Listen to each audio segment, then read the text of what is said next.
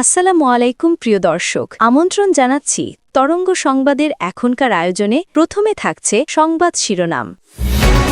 সিঙ্গাপুরে চিকিৎসাধীন অবস্থায় ওসমান হাদি মারা গেছেন।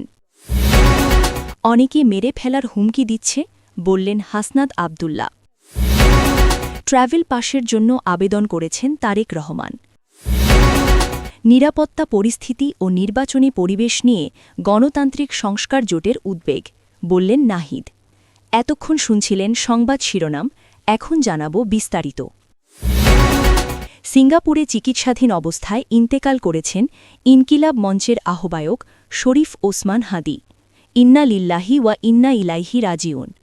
গত বৃহস্পতিবার অর্থাৎ ১৮ ডিসেম্বর দিবাগত রাতে তার মৃত্যুর বিষয়টি নিশ্চিত করেছে ইনকিলাব মঞ্চ। রাত ৯টা ৪৬ ইনকিলাব মঞ্চের ভেরিফাইড ফেসবুক পেজে দেওয়া এক পোস্টে জানানো হয় যে ভারতীয় আধিপত্যবাদের মোকাবিলায় মহান বিপ্লবী ওসমান হাদিকে আল্লাহ শহীদ হিসেবে কবুল করেছেন। এর আগে গত শুক্রবার ১২ ডিসেম্বর দুপুরে রাজধানীর পল্টন এলাকায় গুলিবিদ্ধ হন শরীফ ওসমান হাদি। গুরুতর আহত অবস্থায় প্রথমে তাকে ঢাকা মেডিকেল কলেজ হাসপাতালে নেওয়া হয়। পরে অবস্থার অবনতি হলে তাকে এভারকেয়ার হাসপাতালে স্থানান্তরিত করা হয়। রবিবার ১৪ ডিসেম্বর প্রধান উপদেষ্টা ড মুহাম্মদ ইউনুসের নির্দেশে একটি জরুরি কল কনফারেন্সে অনুষ্ঠিত হয়। এতে অংশ নেন সংস্কৃতি উপদেষ্টা মোস্তফা সরওয়ার ফারুকী, প্রধান উপদেষ্টার স্বাস্থ্য মন্ত্রণালয় বিষয়ক বিশেষ সহকারী অধ্যাপক ডা মুহাম্মদ সাইদুর রহমান, এভারকেয়ার হাসপাতালের বিশেষজ্ঞ চিকিৎসক ডা জাফর এবং ওসমান হাদির ভাই ওমর বিন হাদি। ওই বৈঠকেই তাকে উন্নত চিকিৎসার জন্য সিঙ্গাপুরে পাঠানোর সিদ্ধান্ত নেওয়া হয়। এরপর সোমবার ১৫ ডিসেম্বর এয়ার অ্যাম্বুলেন্সে করে তাকে সিঙ্গাপুরে নেওয়া হয়। সেখানে পৌঁছনোর ১ ঘণ্টার মধ্যেই তাকে সিঙ্গাপুর জেনারেল হাসপাতালে ভর্তি করা হয়। চিকিৎসকেরা জানান তার মাথায় জরুরি অস্ত্রোপচারের প্রয়োজন ছিল। বৃহস্পতিবার অর্থাৎ ১৮ ডিসেম্বর পরিবারের সম্মতিতে সিঙ্গাপুরেই অস্ত্রোপচারের অনুমতি দেওয়া হয়। অস্ত্রোপচারের আগে ওসমান হাদির ভেরিফাইড ফেসবুক পেজে দেওয়া এক পোস্টে জানানো হয়েছিল যে তিনি জীবন মৃত্যুর সন্ধিক্ষণে রয়েছেন এবং দেশবাসীর কাছে দোয়া চাওয়া হয়েছে। তবে সব প্রচেষ্টা ব্যর্থ করে শেষ পর্যন্ত বৃহস্পতিবার রাতেই তিনি মৃত্যুবরণ করেন। এদিকে ইনকিলাব মঞ্চের পক্ষ থেকে হত্যাকারীদের দ্রুত গ্রেপ্তারের দাবি জানানো হয়েছে। একই সঙ্গে এই ঘটনার সুষ্ঠু তদন্ত ও দোষীদের বিচারের আয়তায় আনার আহ্বান জানানো হয়েছে। শরীফ ওসমান হাদির মৃত্যুতে রাজনৈতিক অঙ্গনসহ বিভিন্ন মহলে শোকের ছায়া নেমে এসেছে। জাতীয় নাগরিক পার্টির এনসিপির দক্ষিণাঞ্চলের মুখ্য সংগঠক হাসনাত আবদুল্লাহ বলেছেন, আমার কাছে প্রতিদিন অনেকে হুমকি আসছে, মেরে ফেলবে বলে ভয় দেখাচ্ছে, কিন্তু আমাকে বাঁচানোর মালিক আল্লাহ। আর দেবীর দ্বারের মা বোন ও খালারা আমার সামনে ঢাল হয়ে রাস্তায় নামবেন। এরপর আমার আশপাশের লোকজন আসবে, এমনকি বিএনপি ও জামায়াতের ভাইয়েরাও আমার জন্য ঢাল হয়ে দাঁড়াবে। গত বৃহস্পতিবার রাত ৮টার দিকে আধিপত্যবাদ বিরোধী পদযাত্রা ও গণসংযোগ শেষে কুমিল্লার দেবিদ্বারের জাফরগঞ্জ ইউনিয়নের চরবাকর এলাকায় একটি উঠান বৈঠকে প্রধান অতিথির বক্তব্যে এসব কথা বলেন তিনি। হাসনাত আবদুল্লাহ বলেন, একটা পক্ষ ক্ষমতার আগেই ভোটারদের ভয় ভীতি দেখানো শুরু করেছে। তারা যদি ক্ষমতায় যায় তাহলে তাদের আসল রূপ বের হয়ে আসবে। ক্ষমতা না থাকলে বিনয়ী হয়, আর ক্ষমতা পাইলে বেপরোয়া হয়ে যায়। তারা প্রকৃত ভালো মানুষ না।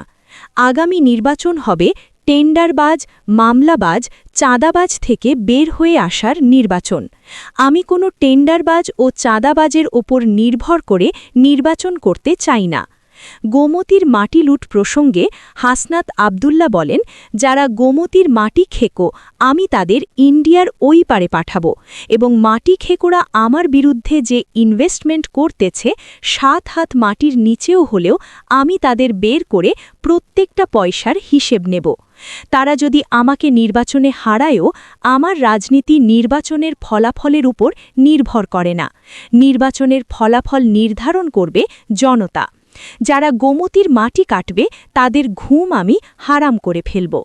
এখন কিছু চাঁদাবাজ আমাদের বিরোধিতা করছে, তারা বুঝতে পারছে তাদের টেন্ডারবাজির ব্যবসা, চাঁদাবাজির ব্যবসা, মামলাবাজির ব্যবসা আমরা বন্ধ করে দেব। এই জন্যই তারা এখন আমাদের বিরুদ্ধে অবস্থান নিয়েছে। এর আগে সকাল থেকে সন্ধে পর্যন্ত কুমিল্লার দেবিদ্বার উপজেলার এলাহাবাদ ও জাফরগঞ্জ ইউনিয়নের বিভিন্ন গ্রামে ভারতীয় আধিপত্যবাদ বিরোধী গণসংযোগ ও প্রচারণা চালান হাসনাত আবদুল্লাহ। দেশে আসতে ট্রাভেল পাসের জন্য আবেদন করেছেন বিএনপির ভারপ্রাপ্ত চেয়ারম্যান তারেক রহমান। বিমানের BG-202 ফ্লাইটের ওয়ান ওয়ে টিকিট সংগ্রহ করেছেন তিনি। বিএনপির ভারপ্রাপ্ত চেয়ারম্যান আগামী ২৪ ডিসেম্বর ঢাকার উদ্দেশ্যে রওনা দেবেন।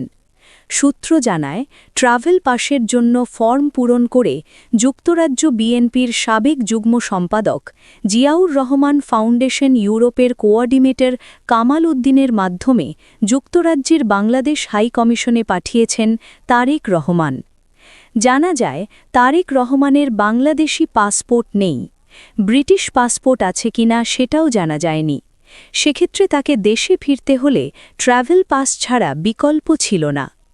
রাজনৈতিক কারণে লন্ডনে নির্বাসিত তারেক রহমান মেয়াদ ফুরানোর পর আর বাংলাদেশের পাসপোর্ট পাননি। গত বছর অভ্যুত্থানে আওয়ামী লীগ সরকারের পতনের পর সুযোগ থাকলেও তিনি পাসপোর্ট নবায়নের আবেদন করেননি। বর্তমান পরিস্থিতিতে এ কারণেই বাংলাদেশি হিসেবে তাকে দেশে ফিরতে হলে ট্রাভেল পাস নিয়ে আসতে হবে। গত মাসে ঢাকায় এক অনুষ্ঠানে সাংবাদিকদের প্রশ্নের জবাবে পররাষ্ট্র উপদেষ্টা তৌহিদ হোসেন বলেছিলেন, তারেক রহমান দেশে আসতে চাইলে কোনো বিধিনিষেধ নেই, একদিনে ট্রাভেল পাস দেওয়া সম্ভব।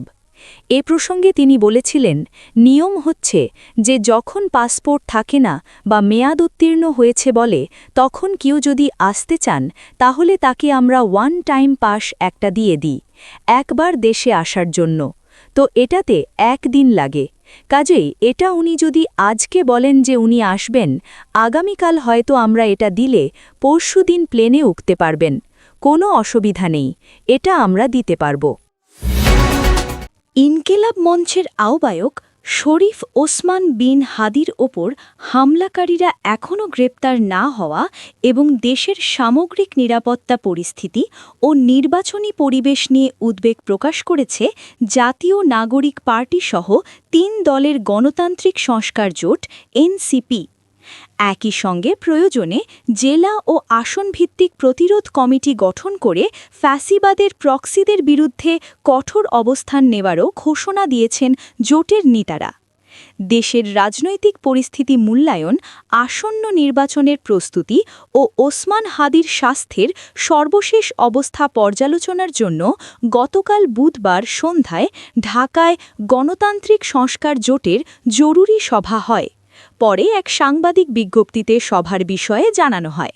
সভায় সরকার ও আইন শৃঙ্খলা রক্ষাকারী বাহিনীর আরও উদ্যমী ও সঠিক ভূমিকা চেয়ে ওসমান হাদির ওপর হামলার সুষ্ঠু তদন্ত দাবি এবং প্রধান নির্বাচন কমিশনারের দায়িত্বজ্ঞানহীন বক্তব্যের নিন্দা জানানো হয়। এর আগে হাদির দ্রুত সুস্থতার জন্য দোয়ার মাধ্যমে সভা শুরু হয়। জোটের সভায় ফ্যাসিবাদের মূল শক্তি এবং তাদের দোসরদের নানাভাবে প্রতিষ্ঠিত করার বিষয়ে বিভিন্ন তথ্য উপাত্ত পর্যালোচনা করা হয়।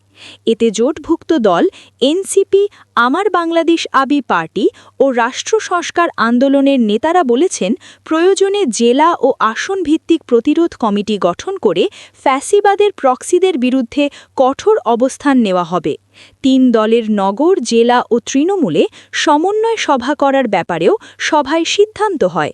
সভায় সর্বসম্মতিক্রমে আসন্ন ত্রয়োদশ জাতীয় সংসদ নির্বাচন ও সংবিধান সংস্কার পরিষদের জন্য সমন্বিত প্রার্থী বাছাই ও জোটের রাজনৈতিক ইশতেহার, ব্র্যান্ডিং ও প্রচার কৌশল তৈরির জন্য পৃথক 2টি উপকমিটি গঠন করা হয় বলে সাংবাদিক বিজ্ঞপ্তিতে জানানো যায়।